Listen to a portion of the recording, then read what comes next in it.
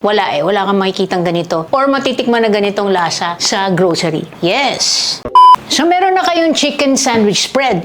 Meron na naging ham sandwich spread. So ito naman, tuna sandwich spread na napakasarap, kakaiba to.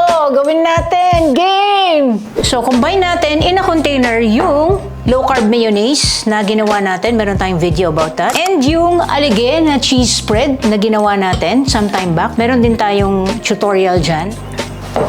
Okay, so this time gagamit na tayo ng hand mixer.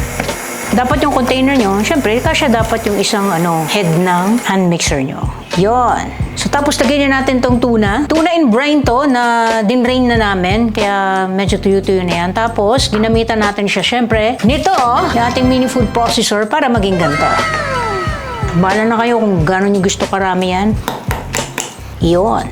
Tapos, lagyan na natin yung mga flavor enhancers natin. Ito ay combination ng herbs and spices. Siyempre, tak-tak-tak, green dahan, smoked paprika, garlic powder, onion powder, celery powder, parsley leaves, black pepper, and thyme powder. Pink salt. Yan, so ito na yon. Hinahalo natin ng herbs and spices. Dagdagan natin ng konting mustard. Konti lang. Yan. Time to mix again. So, at this point, dahil medyo puno na yung jar natin, gamitan na natin siya ng spoon para makanaw na rin natin yung nasa ilalim. Yan! Pwede nyo rin itong lagyan ng onions, yung red onions na minced, yung sobrang liliit na talaga yung hiwa nyo. Pwede rin naman. Okay, so, at this point, lagyan natin siya ng lemon. Okay, para may pangontra lang ng konti. Kunti lang patak lang, konti. Siguro mga 1/2 teaspoon. Kakaiba to. Parang ilang ako makakatikim ng ganito. Alligator's tuna, ginawa mong palaman. Usually tuna lang eh. Ito kakaiba to. Yun. So okay na siya. Halong-halo na yan. Okay. So tikman na natin to. Yun.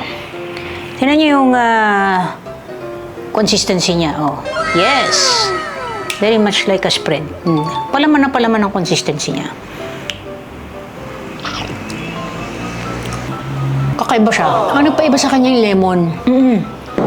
Lasa mo yung tuna. Pero meron kang mystery. May mystery talaga. May aligi talagang magpapaiba nung magpapaisip sa'yo, ano yun? Ba't pa may parang ibang lasa? Masarap, promise, masarap. Actually, between the three, nagawa na yung chicken sandwich spread, ham spread, and ito gusto ko eh. Ito talaga eh. May iba siya talagang lasa. Yung dalawa kasi parang dinikit lang natin dun sa diba? Dinikit lang natin dun sa nabibili natin sa store. Ito, wala eh. Wala kang makikitang ganito.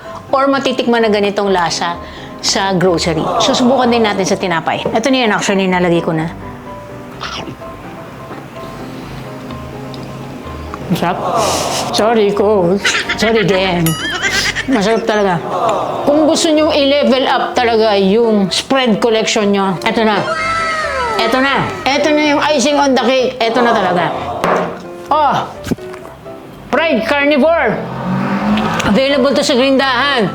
Red, black, white. Madaming sizes to. So, bilhin nyo na, ha? O, gawin nyo na to. Napakadali na to. Napakasarap. A game na dali!